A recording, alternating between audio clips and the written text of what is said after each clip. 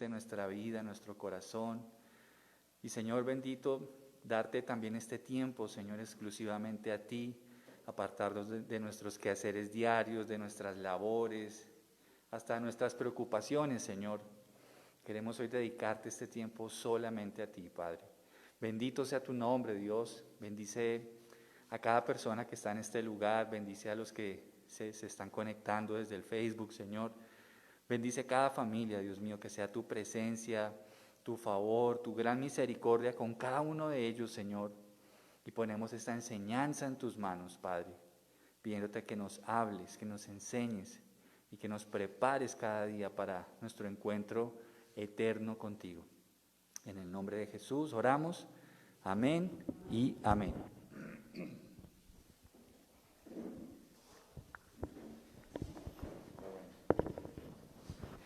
Bueno, muy buenos días para todos. Qué rico encontrarnos, qué rico poder reunirnos. Espero que estén muy bien, espero que hayan tenido una excelente semana. También a los que están conectados desde el Facebook, bienvenidos. Espero que todos se encuentren muy bien. Queremos recordarles algunos de nuestros anuncios. Básicamente, estamos todos los miércoles a partir de las 7 de la noche teniendo una reflexión acerca de la palabra de Dios. Entre semana estamos mandando algunas reflexiones para que cada uno la estudie, la pueda hacer parte de su devocional en la mañana. Y los domingos estamos a las 9 de la mañana. Estamos teniendo una primera reunión. Si llegara a llenarse pues, el aforo que tenemos dispuesto, pues haríamos una reunión a las 10:30, una segunda reunión. Por ahora no ha sido necesario, pero si se requiere lo podemos hacer. Así que esperemos a ver qué pasa con ello, ¿vale? Muy bien, vamos a ir entonces a Primera de Pedro. Vamos a continuar con esta carta. Y vamos a dedicarnos a los versículos 13 al 17. Primera de Pedro, capítulo 3, versículos 13 al 17. Muy bien, dice la Escritura: ahora bien, ¿quién querrá hacerles daño si ustedes están deseosos de hacer el bien? Pero aun si sufren por hacer lo correcto, Dios va a recompensarlos. Así que no se preocupen ni tengan miedo a las amenazas. En cambio, adoren a Cristo como el Señor de su vida. Si alguien les pregunta acerca de la esperanza cristiana que tienen, estén siempre preparados para dar una explicación, pero háganlo con humildad y respeto. Mantengan siempre limpia la conciencia. Entonces, si la gente habla en contra de ustedes, será avergonzada al ver la vida recta que llevan, porque pertenecen a Cristo. Recuerden que es mejor sufrir por hacer el bien, si eso es lo que Dios quiere, que sufrir por hacer el mal. Muy bien, hay algo que me llama la atención en estos versos, y es, constantemente Pedro está replicando muchas cosas de las que aprendió de Jesús mientras él estuvo en la tierra. Él está cada momento replicando cosas que recibió de él. Pero aquí hay un tema que me llama particularmente la atención, y es, ¿cuál es nuestra responsabilidad ante una cantidad de personas que no son creyentes? ¿Cómo debemos vivir? ¿Cómo debemos comportarnos? ¿Cómo debemos ser nosotros en medio de una sociedad que está bajo las tinieblas? Y creo que Pedro está enfocado en este aspecto en estos versículos. Ya le voy a explicar por qué. Porque sabemos que la iglesia a la que Pedro le está escribiendo en esa época era una iglesia perseguida. ¿Usted se imagina la diferencia que hubiera sido que ellos como iglesia se hubieran asustado, se hubieran escondido y hubieran evitado mostrar públicamente su fe? ¿Se imagina qué hubiera sido de la historia? Hubieran dicho, esos cristianos eran unos cobardes. Esos cristianos no marcaron la historia, es más, ni nos acordamos. Pero lo que nos muestra la historia es que fue totalmente lo contrario. Fueron valientes y continuaron expresando públicamente su fe en Jesucristo a pesar de que eso les pudiera costar su propia vida. Jamás ha sido el plan de Dios que su iglesia se esconda, jamás.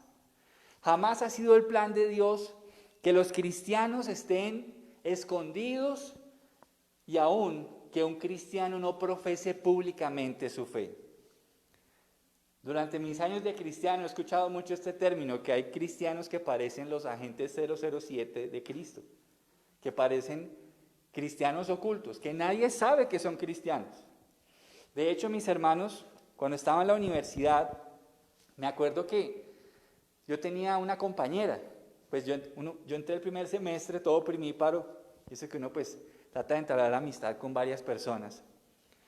Y había una muchacha que pues una vez bajé a la cafetería en uno de los descansos y entonces empecé como a conversar con ella.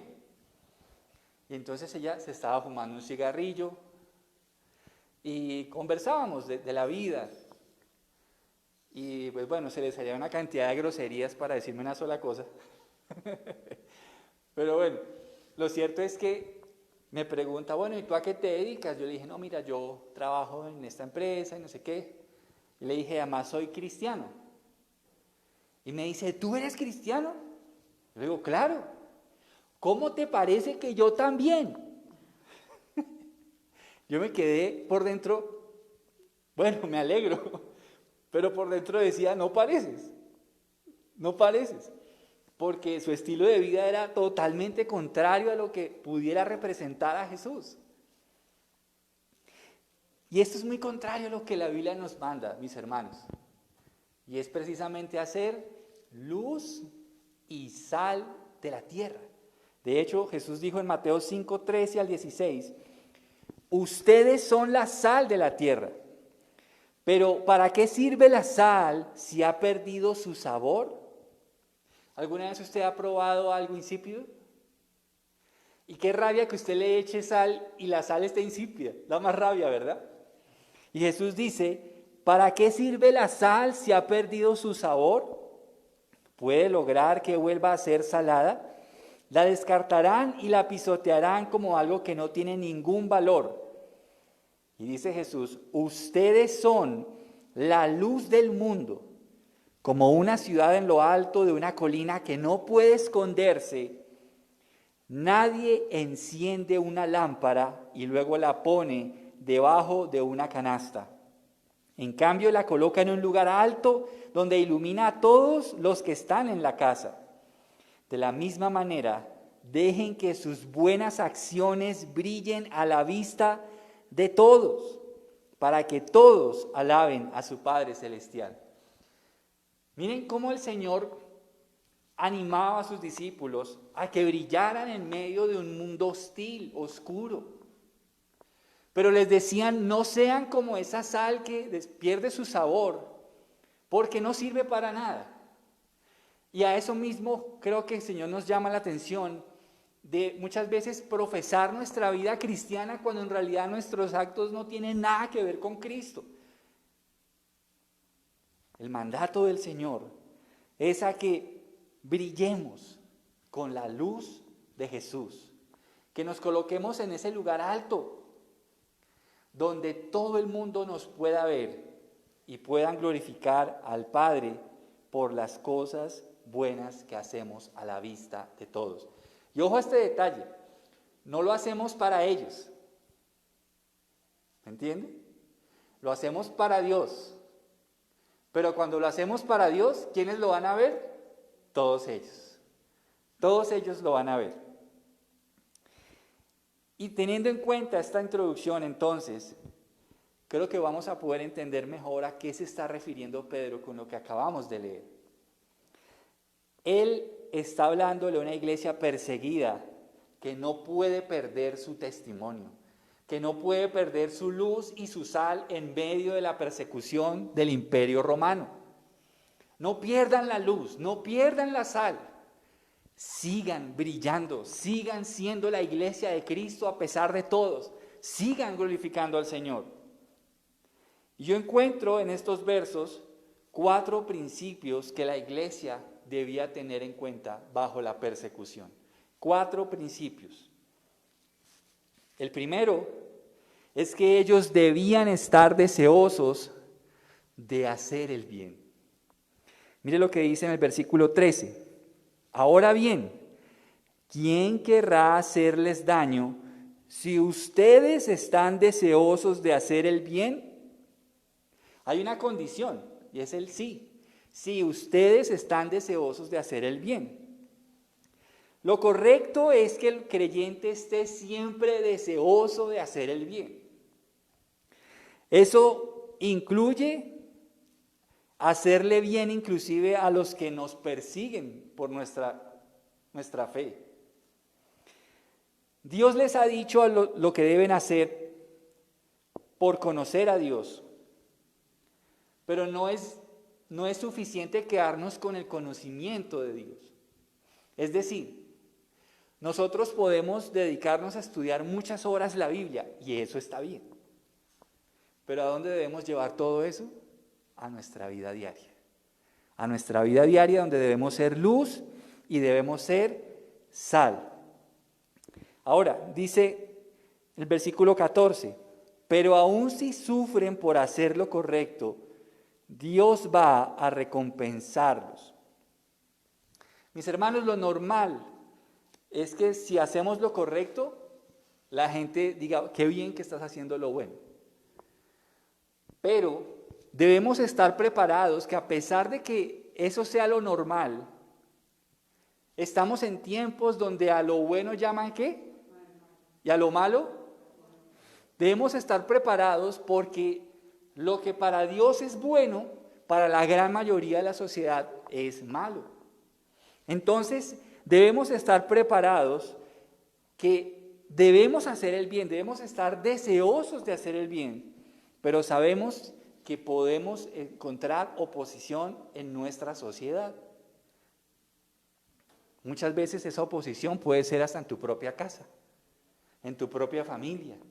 Para otros puede ser en su trabajo, su jefe, un compañero. En el estudio puede ser un compañero de colegio, en la universidad. Pero todos constantemente vamos a enfrentar algún grado de oposición, algún grado, algunos más que otros. Pero todos vamos a estar enfrentando algún grado de oposición. Recordemos a una figura muy importante de la historia y es Martin Luther King. Martin Luther King lideró un movimiento por los derechos civiles de los negros en los Estados Unidos. Y dijo algunas frases como las siguientes, abro comillas. Quisiera sufrir todas las humillaciones, todas las torturas, el ostracismo absoluto y hasta la muerte para impedir la violencia. Mire esta otra frase, abro comillas. La oscuridad no puede sacarnos de la oscuridad, solo la luz puede hacerlo. El odio no puede sacarnos del odio, solo el amor puede hacerlo, cierro comillas. Qué grandes frases las de este hombre, ¿no?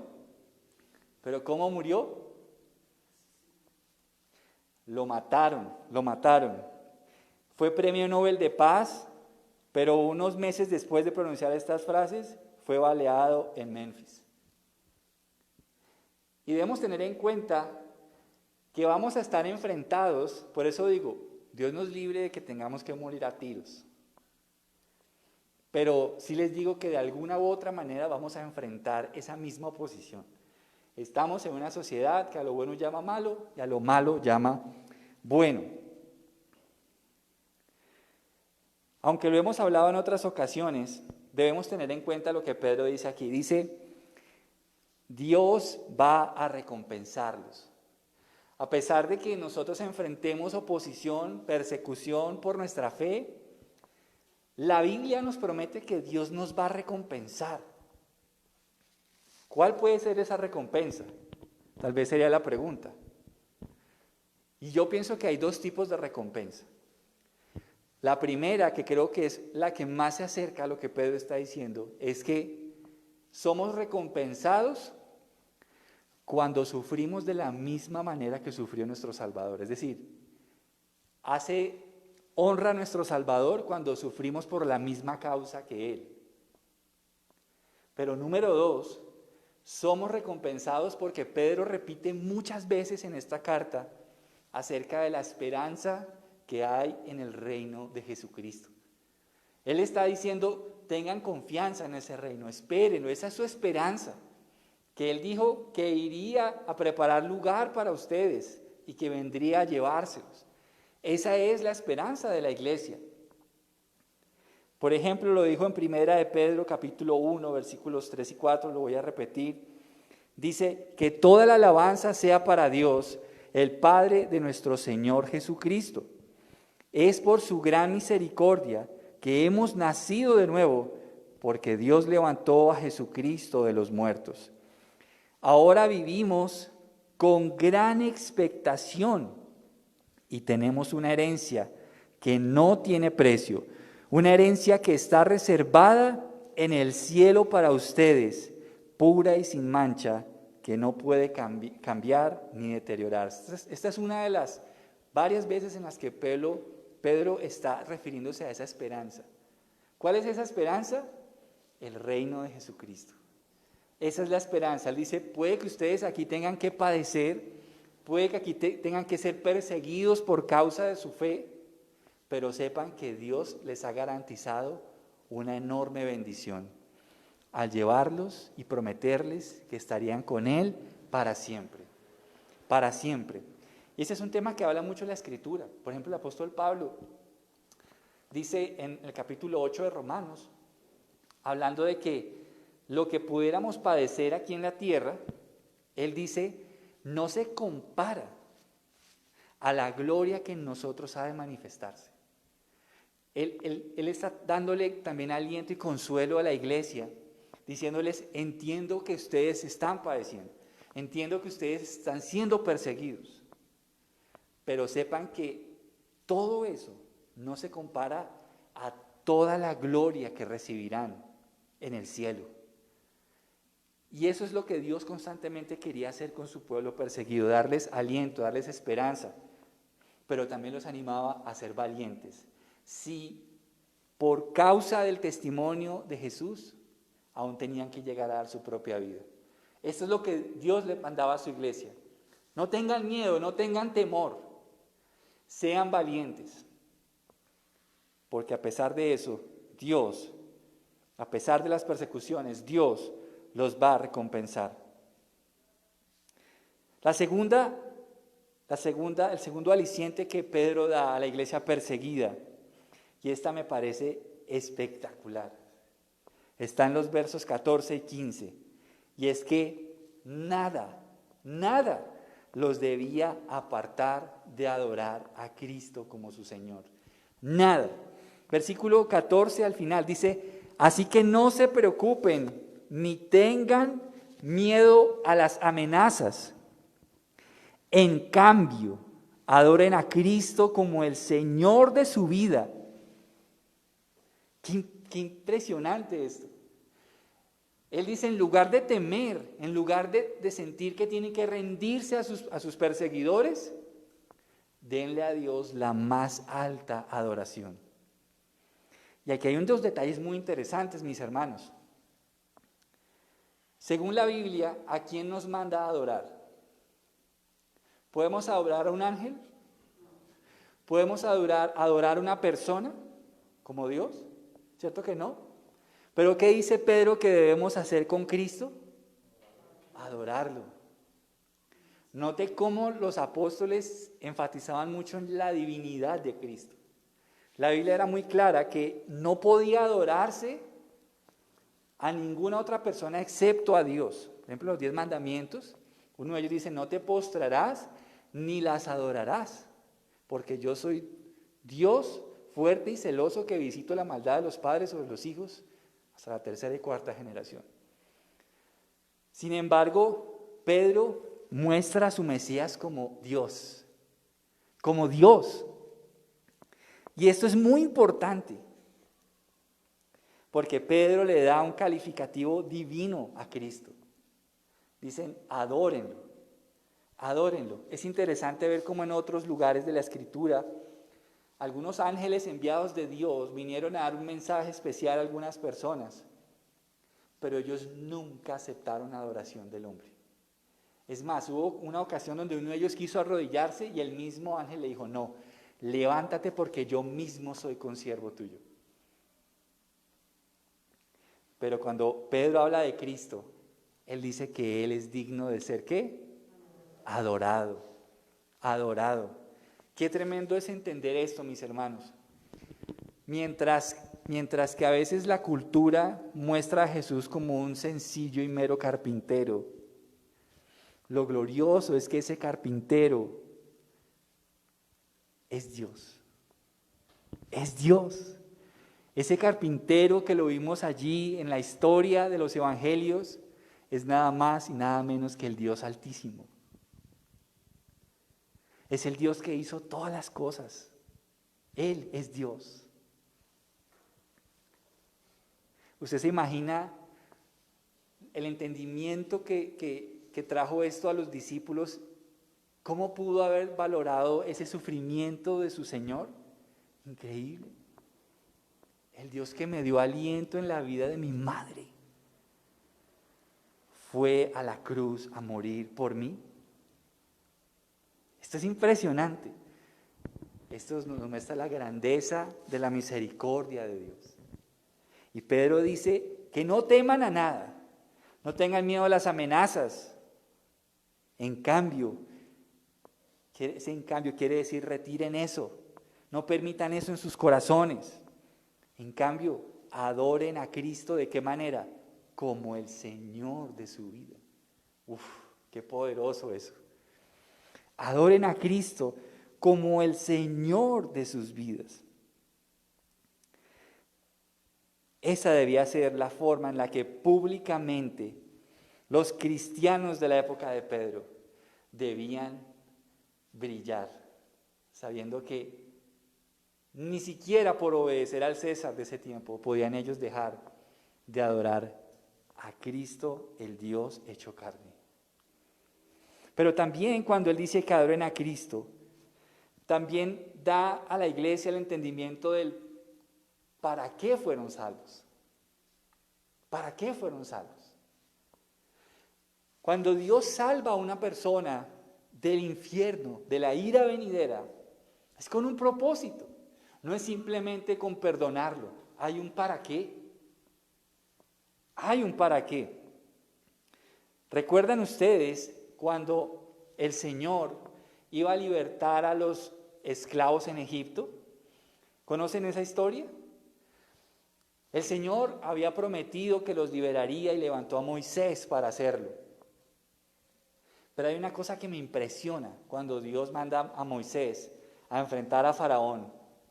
Dice Éxodo 7:14, luego el Señor le dijo a Moisés, el corazón de Faraón es obstinado y todavía se niega a dejar salir al pueblo. Así que irás a ver al Faraón por la mañana, cuando descienda al río. Párate junto a la ribera del río Nilo para encontrarte allí con él. No te olvides de llevar contigo la vara que se convirtió en serpiente. Luego anúnciale lo siguiente. Preste mucha atención a lo que el Señor quería anunciarle a Faraón. El Señor, Dios de los hebreos, me envió a decirte, deja ir a mi pueblo para que me adore en el desierto. Qué tremendo eso. ¿Para qué Dios quería liberar a esas personas? Para que lo adoraran. La esclavitud les impedía y les restringía la alabanza y la adoración que solo Dios merecía. Por eso, Pedro, cuando le está hablando a la iglesia perseguida, le dicen no se olviden, porque ese es el para qué fueron redimidos por la sangre del Cordero. ¿Para qué es, mis hermanos? ¿Para adorar a quién? A Dios, a Cristo como el Señor de sus vidas. Para adorar. De hecho, el apóstol Pablo vuelve y lo repite. Voy a citar 2 Corintios 5:15. Mire lo que dice. Él murió, refiriéndose a Cristo, Él murió por todos para que los que reciben la nueva vida de Cristo ya no vivan más para sí mismos. Más bien, vivirán para Cristo, quien murió y resucitó por ellos. Yo quiero que usted note algo muy interesante en esto, que la vida cristiana no se trata de nosotros. La vida cristiana no se trata de lo que tú puedas obtener o no por medio de la fe. De hecho, eso se llama una añadidura. La vida cristiana se trata de vivir para aquel que nos libertó en la cruz del Calvario. De eso se trata la vida cristiana. ¿Es así en tu vida, mis queridos hermanos? ¿Es así? ¿Estamos cada día buscando vivir para Cristo? Porque Cristo murió y resucitó por ti y por mí. Pero hay otra cosa que me impresiona en este punto, y es que a pesar de que la iglesia pudiera ser atemorizada por cualquier cosa, el temor que debían tener los cristianos era temor a Dios. Temor a Dios. Mira lo que dice Isaías 8:12 al 13. No llames conspiración a todo como hacen ellos, ni vivas aterrorizado de lo que a ellos les da miedo. Ten por santo en tu vida al Señor de los ejércitos celestiales. Él es a quien debes temer. Él es quien te debería hacer temblar. Uf, tremendo esto. Por ende, la iglesia perseguida sabía que Cristo debía ser adorado como Dios.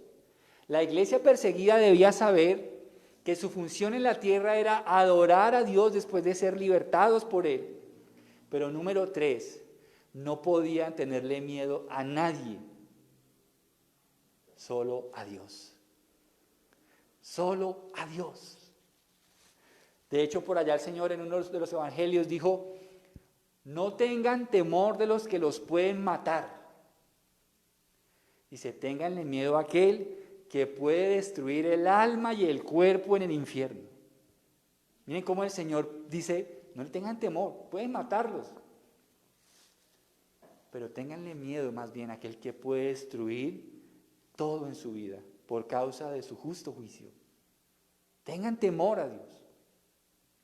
Así que esto es un llamado para nosotros, mis hermanos, para que a pesar de que seamos perseguidos, aún, mis hermanos, que la cultura trate de presionarnos para moldarnos a lo que el mundo le gusta, aún, mis hermanos, me atrevería a decir esto, aunque nos cueste quedarnos sin amigos,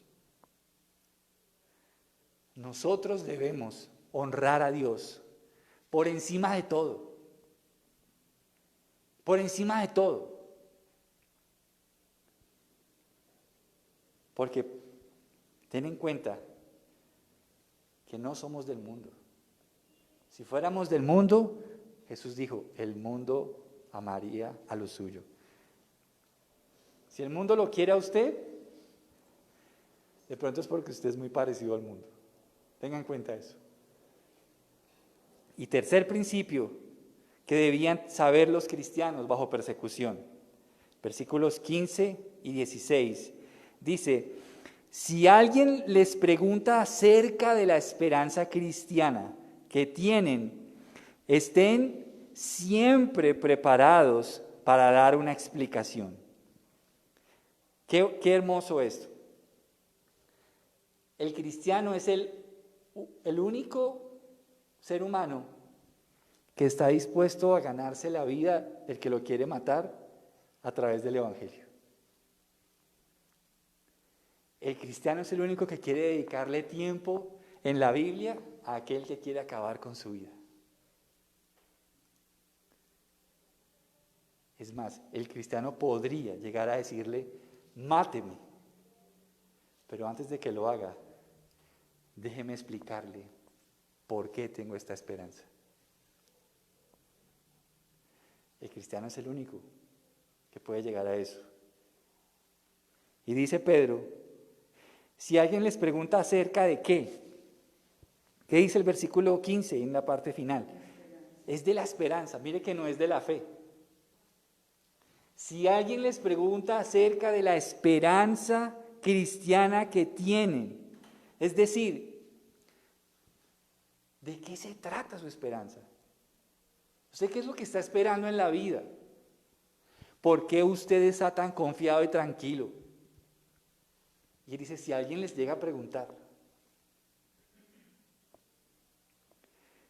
¿usted sabe cuál es su esperanza? Si alguien le pregunta hoy, ¿cuál es su esperanza? ¿De qué se trata su esperanza? ¿Podría explicarme? ¿Usted sabe de qué se trata esa esperanza? Esa esperanza se trata de dos cosas. Creo que ya lo hablé antes, pero lo voy a repetir. Esa esperanza es, en primer lugar, la herencia que Él ha reservado para los suyos. La herencia. Esa herencia no es aquí. No es aquí, esa herencia es en su reino venidero. Pero también esa esperanza que nos habla el Evangelio es la esperanza de ser salvos de la ira de Dios. Ser salvos de la ira de Dios. Es decir, yo tengo esperanza porque sé que el Cordero de Dios recibió el castigo que yo merecía. Por eso cuando me enfrente con la autoridad final de todo el universo, Dios no me verá como alguien a quien condenar, sino alguien a quien abrazar, porque me adoptó y me justificó por medio de Jesús. Esa es la esperanza que tenemos, mis hermanos. Esa es la esperanza. Pero Pedro dice, además de eso, dice, si alguien les pregunta acerca de la esperanza que tienen, ¿qué deben hacer los cristianos según ese versículo? Dice, estén siempre preparados. ¿Para qué? Para dar una explicación. Estén siempre preparados. Entonces, ¿esto a qué nos llama, mis hermanos? A que nos preparemos en las Escrituras. Ellos debían estar listos para dar razón de su fe a quienes les pidieran explicación. Preparando este sermón me encontré con los últimos capítulos de Hechos, donde el apóstol Pablo ha sido ya capturado y tiene que presentarse ante grandes autoridades, tanto romanas como judías. Y él siempre tenía esta actitud, preparado para dar explicación de su esperanza. Y él decía, me tienen preso por causa de la esperanza de la resurrección. Y él dice, yo no estoy anunciando algo que no hubieran dicho nuestros antepasados, porque yo estoy anunciándoles eso mismo, pero por medio de Jesucristo. Pero quiero que note que Pedro, cuando dice estén siempre preparados, él no le está hablando a los pastores solamente. Él no le está hablando solamente a los maestros o a los evangelistas de su tiempo. ¿A quiénes les está diciendo estas palabras, mis hermanos? A todos. Es decir, a toda la iglesia. Toda la iglesia, todo creyente debe estar, ¿qué? Preparado para dar explicación de su esperanza. Qué importante esto. A mí muchas veces, mis hermanos, en mis primeros años me hacían preguntas y me dejaban más corchado. Y me daba una pena porque me sentía como que me estuviera mordiendo la lengua porque yo decía, yo sé que es verdad, pero ¿cómo se lo explico? Algún día un compañero de trabajo me hizo esta pregunta. Bueno, si la Biblia es cierta, dígame, ¿por qué Caín tenía miedo de ser asesinado por alguien si solo estaban ellos?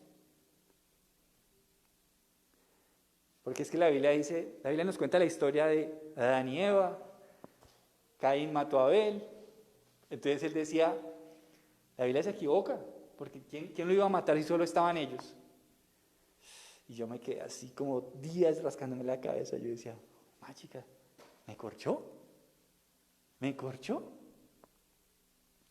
Después de un tiempo averigüé la respuesta. ¿Quieres saberla? La respuesta es muy sencilla. Y es que la Biblia nos habla de solo de esos hijos. Pero Adán y Eva habían tenido muchísimos hijos. De hecho, la misma Biblia dice que Caín tenía miedo de que alguien lo matara. ¿Por qué tenía miedo de que alguien lo matara? Porque él sabía que había más personas aparte de ellos. ¿Sí me van a entender? Por si le preguntan. Entonces, mis hermanos, nosotros debemos prepararnos para dar respuesta a quien nos pregunte acerca de esa esperanza. Yo creo, mis hermanos, con todo respeto, que nos da el Espíritu Santo es la paz que sobrepasa todo entendimiento, ¿cierto? Y es algo que no podemos explicar. ¿Usted por qué está tranquilo? No, porque tengo el Espíritu Santo. Listo. Pero necesitamos ir más allá de eso. Entonces cuando nosotros vamos a estar rodeados de gente que pregunta. Y hay dos tipos de personas que le van a hacer preguntas a ustedes. Hay personas que preguntan solo para acorcharlo. No les interesa saber la verdad, ¿me entienden? Pero hay otros que quieren saber la verdad. A los que le preguntan solo para acorcharlos, yo le digo una cosa, no pierda tiempo con esa gente. No pierda tiempo. Muy respetuosamente le diga, bueno, después otro día hablamos, cuando en realidad quiera saber la respuesta. Dice usted, ya, listo. O hablemos de otro tema. Pero cuando usted se le acerque a alguien que de verdad quiera saber, tiene que estar, ¿qué? Preparado. Preparado. Porque de hecho Dios nos va a dar la oportunidad de hacerlo y lo hace constantemente. La Biblia en Hechos nos relata la historia de Felipe, que él venía caminando y vio un carruaje de un funcionario de la reina de Etiopía. Y el Espíritu Santo le dijo que se acercara al carruaje. Y cuando se acerca al carruaje ve que el funcionario de la reina estaba leyendo una porción de las Sagradas Escrituras. Y entonces Felipe se le acerca y le dice esta pregunta, ¿entiendes lo que lees? Mire qué tremenda esa pregunta. ¿Y qué le respondió el funcionario? Le dijo, pero ¿cómo voy a entender si no tengo quien me explique? Entonces nosotros debemos estar preparados para muchas personas como ese funcionario de la reina de Etiopía que van a estar cerca a nosotros con preguntas sinceras acerca de Dios, de la fe, de la esperanza. Preparémonos diligentemente. Ahora, él termina diciendo la forma en la que debemos hacerlo. Dice el versículo 16, pero háganlo ¿cómo? Con humildad y respeto. Esto es muy importante. Algunas veces caí en el error de querer descabezar al que no aceptaba mis explicaciones. Muchas veces caí en ese error. Pero mire lo que dice la Biblia. Hágalo ¿cómo? Con humildad y con respeto. Con humildad y con respeto. Debemos ser respetuosos. Debemos ser respetuosos de las personas que tienen dudas, sanas y sinceras. Debemos ser humildes por más de que nosotros podamos tener algún conocimiento mayor que ellos. Tengamos un poquito más de luz en nuestro entendimiento, debemos ser humildes ante ellos. Porque nosotros éramos como ellos. Estábamos en las tinieblas, no entendíamos las cosas. Por eso debemos ser humildes. Porque lo que tenemos fue recibido porque Dios nos lo quiso entregar, su luz y su entendimiento. Y finalizo con el último, el cuarto. Está en el versículo 16 en su parte final. Mantengan siempre limpia la conciencia. Entonces, si la gente habla en contra de ustedes, será avergonzada al ver la vida recta que llevan porque pertenecen a Cristo. Recuerden que es mejor sufrir por hacer el bien, si eso es lo que Dios quiere, que sufrir por hacer el mal. Hermanos, para ir finalizando este mensaje de hoy, el último aspecto que Pedro les dijo a la iglesia perseguida que debía brillar en medio de la sociedad era que tuvieran una limpia conciencia. Tengan una limpia conciencia. ¿Qué es la conciencia? Y esto es muy interesante porque es uno de los argumentos que nos habla acerca de que fuimos creados por un Dios con inteligencia. Si alguien que es un ateo le habla a usted acerca de la evolución, usted puede hacerle una pregunta que lo va a poner a reflexionar. Bueno, si todo ha sido una evolución, explíqueme en qué momento algo que evolucionó empezó a tener sentimientos. Explíqueme en qué momento una cosa que evolucionó empezó a sentir ira, miedo, culpa. ¿En qué momento de la evolución pudo pasar eso si somos meramente una evolución natural? ¿De dónde salieron las emociones? Es una muy buena pregunta. Y mire lo que le voy a citar, Romanos 2, 14, 15, donde Pablo está hablando acerca de la conciencia. La conciencia, mis hermanos, es uno de los indicadores que somos un ser creado. Mire lo que dice Romanos 2, 14, 15. Aún los gentiles, quienes no cuentan con la ley escrita de Dios. Para los que no saben qué es un gentil es una persona que no es judía. Eso es lo que significa un gentil. Repito, aunque los gentiles, quienes no cuentan con la ley escrita de Dios, muestran que conocen esa ley cuando por instinto la obedecen aunque nunca la hayan oído. Ellos demuestran que tienen la ley de Dios escrita en el corazón, porque su propia conciencia y sus propios pensamientos o los acusan o bien les indican que están haciendo lo correcto. No necesitamos que nos digan lo que está bien y lo que está mal. ¿Sabe por qué? Porque Dios nos dio la conciencia a todo ser humano. ¿Y qué función tiene esa conciencia? Acusar o defender de acuerdo a la obediencia del ser humano a la palabra de Dios, a la ley moral. Eso hace la conciencia. Y por eso Pablo dice que aún los gentiles, a quienes no cuentan con la ley escrita de Dios, ¿a qué se refiere esa ley escrita? La ley escrita de Dios se refiere a la ley que Dios le dio a Moisés.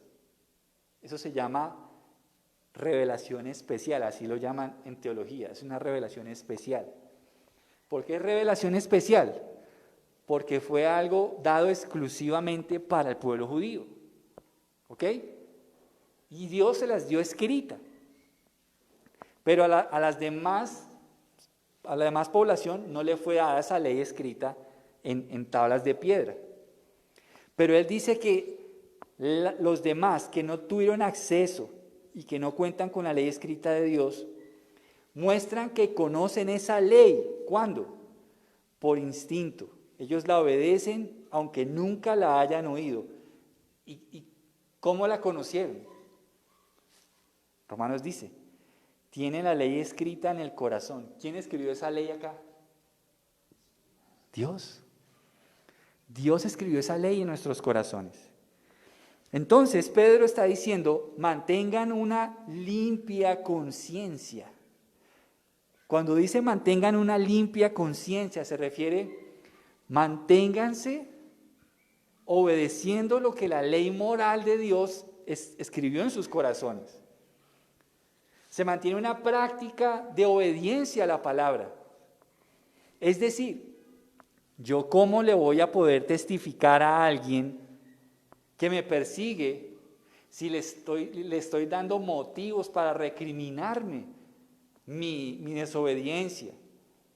Él puede reprocharme, usted puede ser muy seguidor de su Señor Jesucristo, pero usted es un incumplido. Usted es un impuntual. Yo veo que usted habla de moralidad, pero lo veo saliendo con varias mujeres. Eso es tener una conciencia sucia.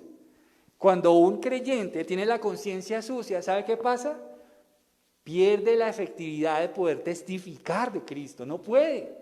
Pero usted, ¿de qué me va a hablar a mí de moralidad si yo lo veo haciendo esto? Eso es lo que se refiere Jesús cuando dice, si tú quieres sacar la paja del ojo ajeno, primero saca la viga que tienes dentro. Es a eso lo que se refiere. Entonces, para que el hombre pueda también presentar defensa de su fe, aquellos que lo persiguen, ¿cuál es la respuesta que la Biblia nos da? Tener una buena conciencia. Una buena conciencia. El hombre debe mantenerse libre de que la conciencia lo acuse, con el fin de evitar ser hallado culpable ante la ley de Dios y de que la sociedad lo pueda señalar como ¿qué? Como un malhechor. Entonces, tiene mucho significado lo que dice Pedro allí. Dice, mantengan siempre limpia la conciencia. Entonces, si la gente habla en contra de ustedes, ¿qué va a pasar? Será avergonzada. ¿Al ver qué cosa? La vida recta que llevan porque pertenecen a Cristo. Es que es así como debemos avergonzar de una manera respetuosa a los que se quieren, es decir, a los que nos quieren señalar, calumniar, yo qué sé, cuando pueden escanear nuestra vida y mire, dése cuenta, usted me está acusando de algo que no es cierto.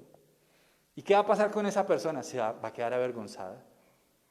Entonces, en medio de ser cristianos perseguidos, tengamos en cuenta estas 4 recomendaciones que Pedro dio a la iglesia de su tiempo. ¿Cuál es la primera? Deseen hacer el bien. Deseen hacer el bien. La segunda, adoren a Cristo como el Señor de su vida. La tercera, estén listos para dar razón de su esperanza cristiana. Y la última, tengan una limpia conciencia. Tengan una limpia conciencia. Y cierra él con el versículo 17. Recuerden, porque ya se los había dicho, recuerden que es mejor sufrir por hacer el bien, si eso es lo que Dios quiere, que sufrir por hacer el mal. ¿Qué da gloria a Dios? ¿Cuál tipo de sufrimiento? Cuando sufrimos por hacer el bien. ¿Pero qué trae deshonra a Dios? Si sufrimos, ¿por qué causa? Por hacer el mal. Amén. Entonces, finalicemos con algunas preguntas que tienen que ver con nosotros. ¿Alguna vez te han perseguido por tu fe? ¿Alguna vez? ¿Has manifestado públicamente que crees en Cristo? ¿Le has dicho a los demás, yo soy cristiano, soy seguidor de Cristo, sigo al Señor, quiero aprender de Él, Él es mi dueño, Él es mi amo, es mi Salvador? ¿Lo has manifestado públicamente? ¿Con tus labios lo has hecho? ¿Y con tus obras? ¿Con tus obras lo has hecho? ¿Eres luz en medio de la oscuridad?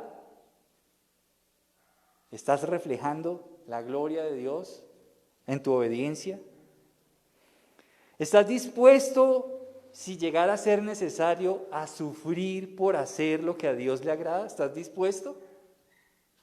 ¿Estás dispuesto inclusive a agradar a Dios por encima de todos los demás?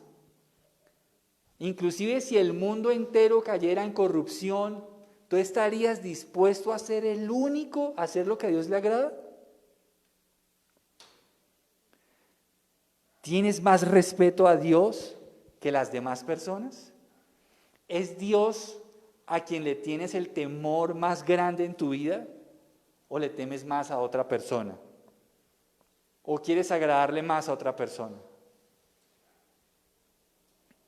Es Cristo el Señor, el Salvador, aquel que murió en la cruz del Calvario, a quien más quieres agradar el día de hoy? ¿Vives cada día con el entendimiento de que has sido consagrado para agradar a Dios en todo lo que haces? ¿Entiendes eso?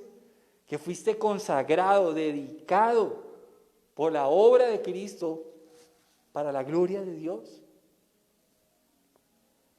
¿Conoces cuál es la esperanza que te da el Evangelio de Jesucristo? ¿Lo conoces? ¿Sabes cuál es la esperanza a la que Dios te ha llamado?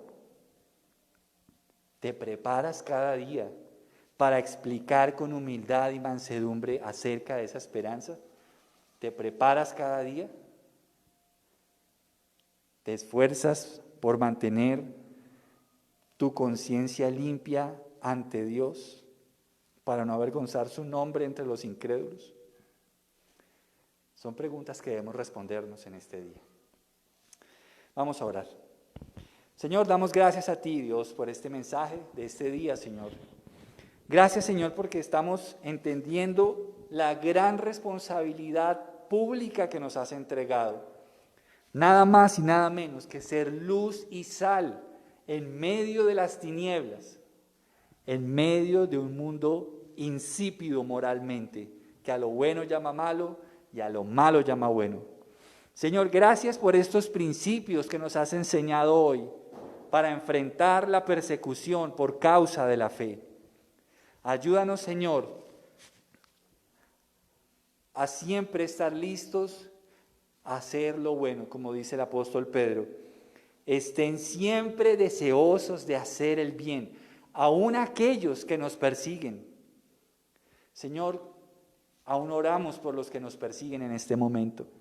Aún te pedimos que bendigas a aquellos que nos ultrajan y nos maldicen. Te pedimos que los bendigas, Señor. Y Padre, también recordamos que en medio del temor y la persecución, tú eres a quien debemos adorar. Tú eres a quien debemos exaltar en medio de cualquier tipo de persecución, porque tú eres Dios y mereces ser adorado, Señor. Gracias, Señor, te adoramos. Te adoramos por encima de cualquier temor o persecución en nuestra vida, Señor.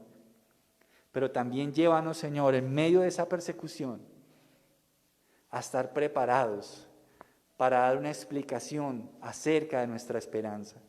Ayúdanos a invertir tiempo de calidad en nuestra lectura, en nuestro estudio de la palabra. Pero por último, Señor, ayúdanos a hacer todo esto teniendo una buena conciencia en medio de los demás, sabiendo, Señor, que es mejor que suframos, si así tú lo quieres, por hacer lo bueno que por hacer lo malo. Bendecimos tu nombre, Señor, en el nombre de Jesús. Amén y amén. Mis hermanos, a todos los que están en Facebook y los que están aquí, Dios les bendiga, que tengan una excelente semana y recuerden que estamos para dar buen testimonio. Finalmente, los que deseen apoyar nuestra labor con una ofrenda voluntaria lo pueden hacer a través del cofre que está a la salida o a través de la cuenta bancaria que dejaremos en el post de esta predicación. Dios los bendiga y una feliz semana para todos. Bendiciones.